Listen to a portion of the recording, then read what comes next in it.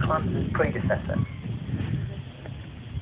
The silverback gorilla that we had here before him was one of the most famous gorillas that ever lived. His name was Yambo, and Yambo not only was a prolific father, he fathered many offspring. I think it was around about 14, 15 individuals over time, and then now all the way around the world.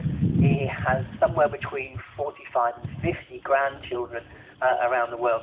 But more than that, there was one particular incident, one particular afternoon, where he really captured the imagination of the entire world in many respects. And in fact, just last week we celebrated the 20th anniversary of that. It was August the 31st, 1986, where there was a young family very keen to see the gorillas. And in particular, the little boy, 5 years old, was desperate to get a better look.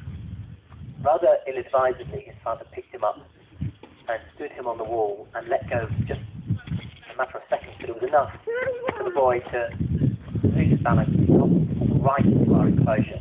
Now it's a long old drop, we're talking 20, 30 feet or so, and there's a concrete platform at the bottom. The boy fell and hit his head, so not too surprisingly, he was knocked unconscious. Now I really can't imagine what was going through the mind of his parents on looking there, or indeed anyone else who was turning over, who was around. But when there we go, wow.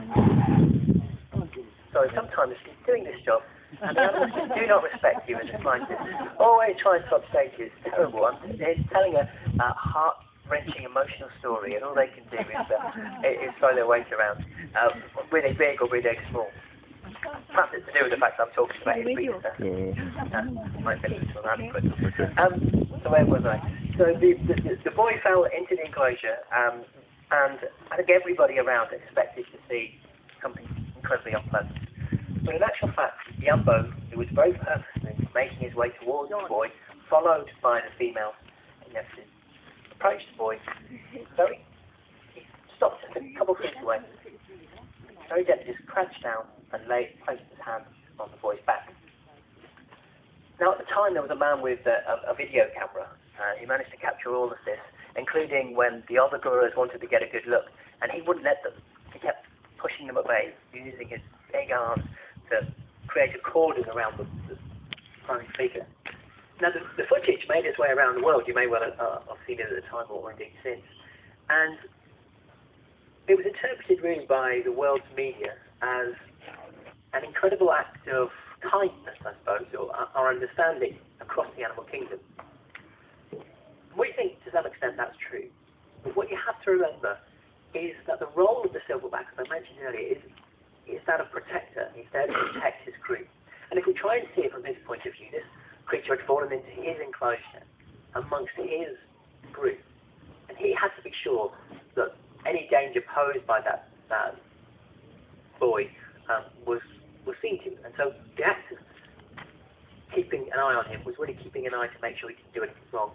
And it was by keeping the other gorillas at bay, it was for their safety and most likely the little boy.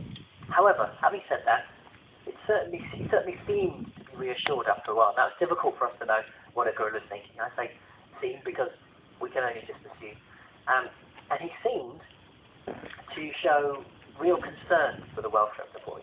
So for instance, at one point, he looked up and he seemed to be studying